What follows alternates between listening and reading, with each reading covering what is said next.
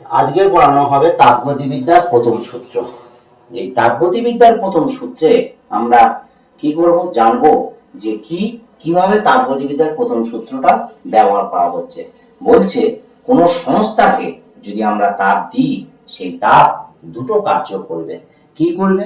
একটা হচ্ছে সংস্থাটি আভ্যন্তরীণ শক্তিকে বৃদ্ধি করবে এবং তার বাহ্যিক কার্যে ব্যবহৃত হবে। তাহলে আমরা কি করব? বলছে ধরে নিলাম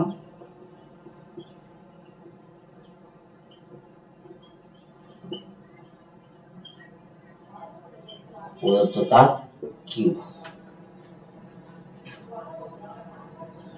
কিউ পরিমাণ তাপ দেওয়ার আগে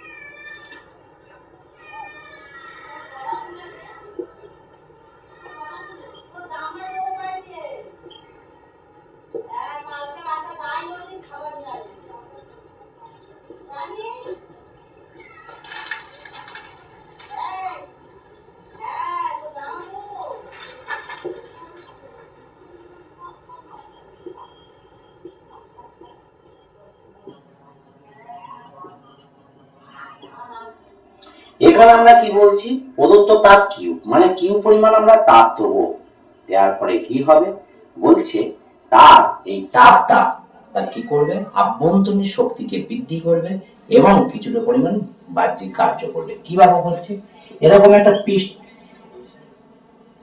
পৃষ্ঠ একটা আমরা পাত্র নিলাম, এর মধ্যে কি রয়েছে, গ্যাস রয়েছে, এইটাকে আমরা কি বলছি, বস্তু সংস্থা। এই বস্তু সংস্থাতে যদি আমরা কিউ পরিমাণ তাপ দিই, কিউ পরিমাণ তাপ দেওয়ার আগে তার আভ্যন্তরীণ শক্তি কি ছিল, ইউআই। ইউআইটা কেন দেওয়া হচ্ছে, আই দিয়ে ডিনোট করা হচ্ছে কি, ইনিশিয়াল। তার মানে হচ্ছে কি, ইনিশিয়াল মানে হচ্ছে প্রাথমিক, এটা মনে রাখতে হবে, প্রাথমিক। এবং কিউ পরিমাণ তাপ দেওয়ার পরে আভ্যন্তরীণ শক্তি কত হচ্ছে, ইউএফ। এফটা কি, এই ইউএফ, এফটা হচ্ছে ফাইনাল। ফাইনাল মানে হচ্ছে অন্তিম, শেষ। এইটা আমাদের দুটো জিনিস আমরা জানলাম। এবার বলছে তাহলে এইটা যদি প্রাথমিক হয়, এইটা যদি অন্তিম হয়, তাহলে কি হবে, তার আভ্যন্তরীণ শক্তি বৃদ্ধি কতটা পরিমাণ হবে, তাহলে লিখব আভ্যন্তরীণ শক্তি বৃদ্ধি ইউএফ মাইনাস হচ্ছে ইউআই, ইউএফ মাইনাস ইউআই। এবার তাহলে বলছে কি, তার তাপগতির প্রথম সূত্রে কি ছিল, প্রথম সূত্রটি ছিল প্রদত্ত তাপ সমান আভ্যন্তরীণ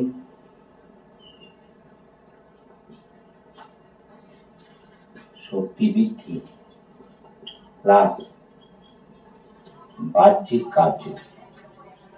কি করলাম, প্রদত্ত তাপ সমান হচ্ছে আভ্যন্তরীণ শক্তি বৃদ্ধি প্লাস হচ্ছে বাহ্যিক কার্য। প্রদত্ত তাপ তাহলে কিউ, কিউ সমান হচ্ছে ইউএফ মাইনাস ইউআই প্লাস হচ্ছে ডাব্লিউ। এইটা কিন্তু মনে রাখতে হবে। এটাই হচ্ছে আমাদের কি, তাপগতিবিদ্যার প্রথম সূত্রের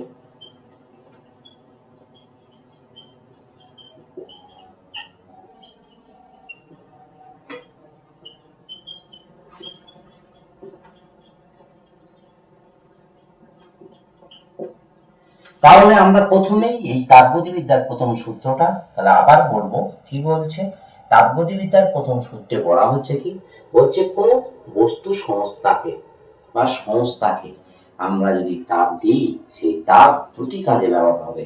সেই সংস্থাটির আভ্যন্তরীণ শক্তি বৃদ্ধি করবে এবং কিছুটা পরিমাণ কি হবে, তার বাহ্যিক কার্য করতে সাহায্য করবে। এটাই করবে। এবার চলে আসবো আমরা তাপগতিবিদ্যার দ্বিতীয় সূত্র। দ্বিতীয় সূত্রে কি বলা হচ্ছে, আমরা সাধারণত কি জানি, আমরা নরমাল জানি কি, যখন তাপ পড়েছি তখন আমরা জানি যে উচ্চ তাপমাত্রা, ধরো এইটা আছে উচ্চ তাপমাত্রা, ধরো এটা 60°C, এটা হচ্ছে নিম্ন তাপমাত্রা, এটা হচ্ছে কত হবে 30°C। এবারে আমরা নরমাল জানি কি যে তাপ কোন দিক থেকে কোন দিক যাবে, উচ্চ থেকে নিম্নের দিকে যেতে থাকবে। কোন দিক থেকে কোন দিকে যাবে, উচ্চ থেকে নিম্নের দিকে যাবে। কিন্তু বলছে আমরা কি কখনো ভাবতে পারি নিম্ন থেকে হচ্ছে উচ্চ যেতে পারে? ভাবা যায় কি? হ্যাঁ, যেতে পারে। এটা কিন্তু কি হবে, কোন যন্ত্র পাবে। কিরকম যন্ত্র? যে যন্ত্রের বাইরে থেকে শক্তি দিতে হবে। শক্তি মানে আমরা কারেন্টের কথা বলতে পারি, বিদ্যুৎ শক্তির কথা বলতে পারি, দিলে কিন্তু হবে। কিরকম বলা হচ্ছে এইখানটায় সেটা আমরা বোঝাবো।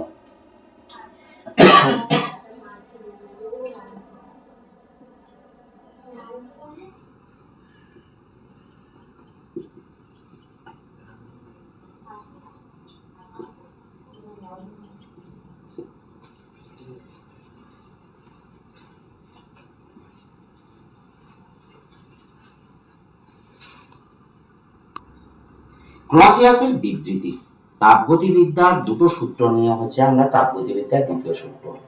ক্লসিয়াসের বিবৃতি হচ্ছে একটা সূত্র। এখানে কি বলা হচ্ছে, বলছে কোন স্বয়ংক্রিয় যন্ত্র, কি বললো, স্বয়ংক্রিয় যন্ত্র তারা কি হবে, বলছে কোন স্বয়ংক্রিয় যন্ত্র তাপকে নিম্ন তাপমাত্রা থেকে উচ্চ তাপমাত্রায় হচ্ছে স্থানান্তরিত করতে পারে না। তাহলে কি বললাম আমি, ভালো করে ব্যাপারটা বুঝতে হবে। কোন স্বয়ংক্রিয় যন্ত্র, স্বয়ংক্রিয় যন্ত্র হচ্ছে নিম্ন তাপকে নিম্ন তাপমাত্রা থেকে উচ্চ তাপমাত্রায় স্থানান্তরিত করতে পারে না। এবারে কিরকম বলা হচ্ছে, স্বয়ংক্রিয় যন্ত্র কি এটা মনে করতে হবে।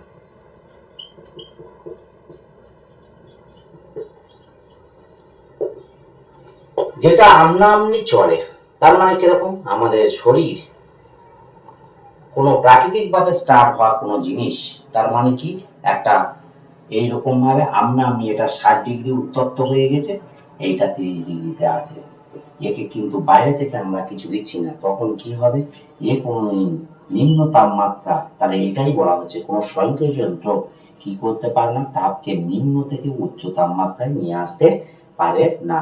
এটা হচ্ছে ক্লসিয়াস হচ্ছে।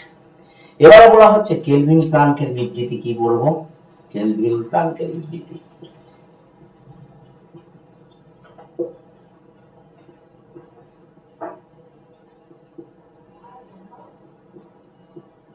বলছে কি কোন স্বয়ংক্রিয় যন্ত্র, সেই একই জিনিস, স্বয়ংক্রিয় যন্ত্র তাপকে পুরোপুরি কার্যে রূপান্তর করতে পারে না। কি বলছে, তাপকে পুরোপুরি কার্যে রূপান্তর করতে পারে না, তার মানে কিছুটা পরিমাণ নষ্ট হবে।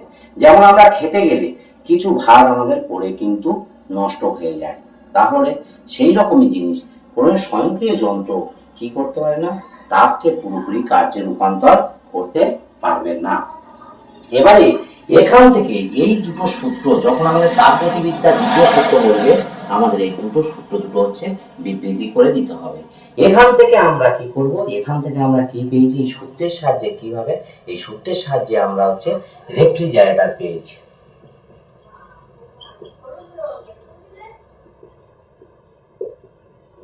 কিভাবে, দেখো একটা জিনিস, রেফ্রিজারেটরে কি থাকে, আমাদের এরকম একটা ঘর মতো থাকে, এবং কি থাকে তার উপরে এরকম একটা হওয়ার মতন আমরা ঢাকনা থাকে, আমরা ঢাকনাটা খুলি বন্ধ করি, তাহলে এর ভিতরে তাপমাত্রা ধরো আছে 10°C, বাইরে আছে 30°C। আমার মনে হচ্ছে আরো এখানে একটা জল রাখা আছে 10°, আমি চাচ্ছি 5° তাপমাত্রা ঠান্ডা জল খেতে, তাহলে কি করব, এখানে যদি আমি 5° নিয়ে আসতে চাই, তাহলে এখানে আমাদের কি করতে হবে, একটা সুইচ অন করে দিলে বা কমিয়ে দিলে তাপমাত্রাকে আমরা এখানে চলে আসবে। তখন কি হচ্ছে, এর থেকে এর তাপমাত্রাটা কম আছে, তা সত্ত্বেও এখান থেকে কি হবে, তাপ ছেড়ে দেবে বাইরের দিকে, তার মানে কম থেকে বেশির দিকে তাপ ছেড়ে এখানে কমে যাবে।